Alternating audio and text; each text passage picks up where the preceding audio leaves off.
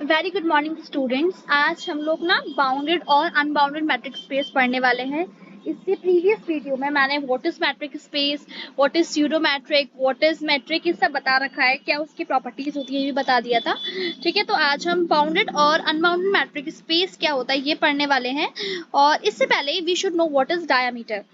Okay, suppose कोई metric space है, suppose x, d भी मैट्रिक स्पेस है एंड एक मैंने सबसेट लिया है which is non empty. Okay, a non empty subset है x का। तो डायमीटर का मतलब बेसिकली ये होता है supremum of all the distance points of A. मतलब यहाँ पे dx डिस्टेंस पॉइंट्स हो गए, तो इसका अगर हम सुप्रीमम लेंगे तो it will be known as diameter. Now moving forward to bounded and unbounded metric space. तो क्या होता है, अगर हमने नॉर्मल प्रॉपर्टी में सीक्वेंस में हमने देखा था, क्या लिखते थे दैट जो 2 पॉइंट्स का डिस्टेंस है it is less than epsilon, ऐसे करके लिखते थे ना।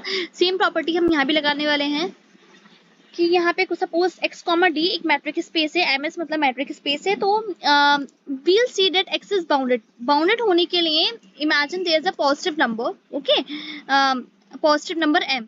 तो ये जो डिस्टेंस आएगा x, y, इसको डिस्टेंस फंक्शन ही बोलते हैं जनरली, है ना। डिस्टेंस फंक्शन जो आएगा इसका वैल्यू लेस देन या इक्वल टू m आएगा। ठीक है, मतलब ये एक वैल्यू हमें पता है जिसके अंदर इसकी वैल्यू आने वाली है, this mean the function is bounded. और अगर फंक्शन बाउंडेड नहीं हुआ तो obviously it is unbounded. Okay, then a metric space which is not bounded then it will be known as an unbounded. Okay, अब diameter के basis पे भी हम इसका डेफिनेशन लिख सकते हैं। इट मींस अगर डायमीटर फाइनाइट हुआ, अगर डेले की वैल्यू फाइनाइट हुई तो द फंक्शन इज बाउंडेड। ठीक है, एंड इफ हमारे डायमीटर जो है मतलब डेले जो है इसका वैल्यू मेरा इनफाइनाइट आ गया, सपोज इनफाइनाइट आया तो हम ऑब्वियसली इस फंक्शन को बोलेंगे अनबाउंडेड। आई होप इतना क्लियर हो गया होगा। ठीक है, अब कुछ पॉइंट्स होते हैं जिसके बारे में मैं बताने वाली हूँ, what is neighbourhood and what is accumulation point. तो इसी से स्टार्ट करते हैं, 1 सेकेंड। ओके, सो हम लोग आ गए हैं व्हाट इज नेबरहुड। नेबरहुड हमने ये सब सीक्वेंस में पढ़ चुके हैं ये चीजें, ठीक है। एंड तो वही चीजें हैं, कुछ बस मैट्रिक स्पेस के रिलेशन में इन चीजों को हम पढ़ने वाले हैं। सपोज लेट x, d एक मैट्रिक स्पेस है।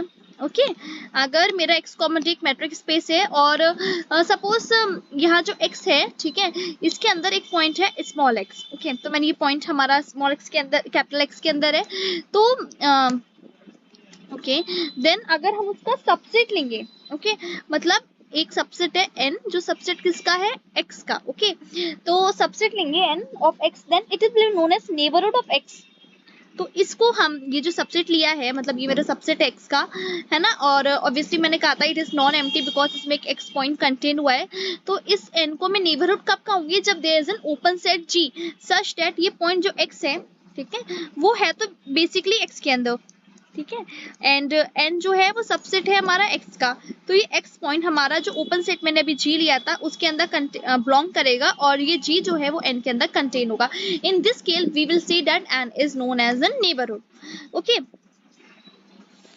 n को हम ओपन नेबरहुड भी बोल सकते हैं x का। आई होप इतना क्लियर हो गया होगा। ठीक है, एंड ये भी हमें क्लियर है कि अगर सेट है, ठीक है, it contains the neighbourhood of x। Okay, तो जो इंटरसेक्शन होगा दो नेबरहुड का वो भी एक नेबरहुड होगा x का। मतलब suppose there is a point n जो नेबरहुड है and there is another neighbourhood n1 and n2। ठीक है, अब इनका अगर मैं इंटरसेक्शन निकालूं तो वो भी नेबरहुड ही होने वाला है। ओके, वैसे इतना हमें डिटेल में जाना नहीं है, जनरली हमें डेफिनेशन ही पढ़नी है। तो आई होप इतना क्लियर हो गया होगा।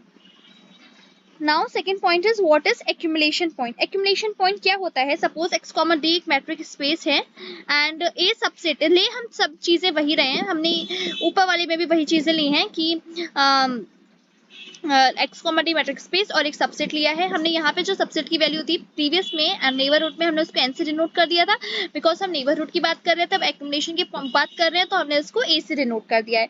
ठीक है, अब पॉइंट भी जनरली वही है, एक स्मॉल x पॉइंट है x में, तो इसको मैं accumulation point, what is accumulation point, limit point. I hope limit point भी मैंने सीक्वेंस में हमने पढ़ रखा है पीछे, है ना। तो इसको मैं लिमिट पॉइंट कब कहूंगी, लिमिट पॉइंट कहने के लिए ये होना चाहिए, मतलब जो नेबरहुड होगा x का उसमें a का कुछ पॉइंट होगा। मतलब ये जो मेरा x है, ठीक है, x के अलोंग जो नेबरहुड होगा उसमें a के पॉइंट्स होंगे, लेकिन वो पॉइंट x से डिफरेंट होने चाहिए। ये नहीं है कि x ही आ जाए। ठीक है, इट मींस हम इसको ऐसे भी दिखा सकते हैं कि अगर n इंटरसेक्शन a फाई है, okay, and if N intersection A x है, तो इन दोनों ही केसेस में नेबरहुड की प्रॉपर्टी नहीं है, ठीक है। एक्स को हमें अगर एक्यूमुलेशन पॉइंट कहना है तो उसके नेबरहुड को इंटरसेक्ट करना पड़ेगा ए को कुछ अलग पॉइंट में। आई होप इतना क्लियर हो गया होगा, ठीक है। और अगर वो सेम पॉइंट एक्स आ रहा है या फाई आ रहा है तो it is not a point of accumulation point या फिर it is not a limit point, okay. अब इसी के अंदर ना एक पॉइंट और आता है, मैंने लिखना भूल गई थी, यही बता देती हूँ मैं, पॉइंट ऑफ कंडेंसेशन, ओके, यही लिख देते हैं।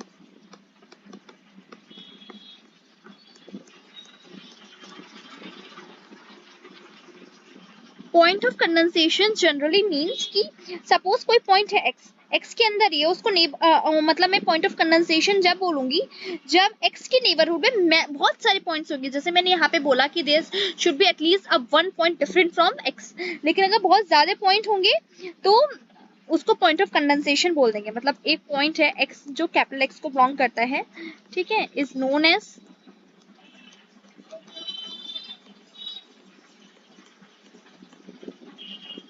point of condensation if every neighborhood of x contains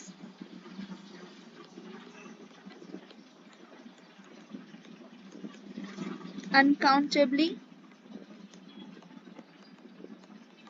many points of a। I hope इतना क्लियर हो गया होगा। मतलब बहुत सारे पॉइंट्स अगर ए के हैं, it means point of condensation जो होगा हमारा वो एक्यूमुलेशन पॉइंट भी होगा। आई होप इतना क्लियर हो गया। मतलब हर point of condensation accumulation point होगा, लेकिन हर एक्यूमुलेशन पॉइंट ऑफ कंडेंसेशन नहीं हो सकता। क्यों नहीं हो सकता?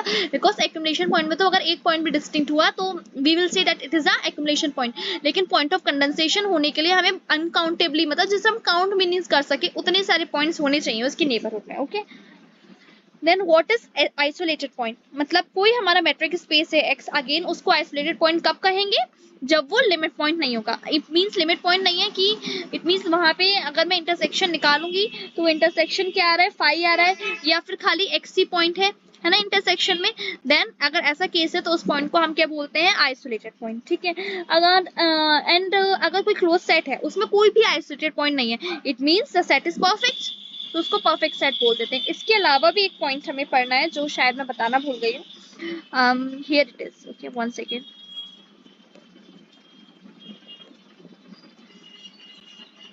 हाँ, this it is adherent point. What is adherent point? मतलब obviously again same case, a subset है मैट्रिक स्पेस का, there is an small x element जो कैपिटल एक्स को बिलोंग करता है, तो एक्स को मैं एडहेरेंट पॉइंट का दूसरा नाम क्या है? Contact point. कब बोलूंगी? जब नेबरहुड में पॉइंट होना चाहिए ए का, even if the point is itself x, जैसे मैंने एक्स एक्स का बोला था, तो अगर वही पॉइंट है, कोई अलग पॉइंट नहीं है, तब भी उसको हम क्या बोलेंगे? Adherent point. I hope it is clear. जैसे लिमिट पॉइंट था, लिमिट पॉइंट में मैंने बोला कि नेबरहुड में पॉइंट होना चाहिए एक्स का जो एक्स से डिफरेंट हो, ठीक है। और आइसोलेटेड पॉइंट में मैंने बोला कि नेबरहुड में जो है वो लिमिट पॉइंट नहीं होएगा, है ना।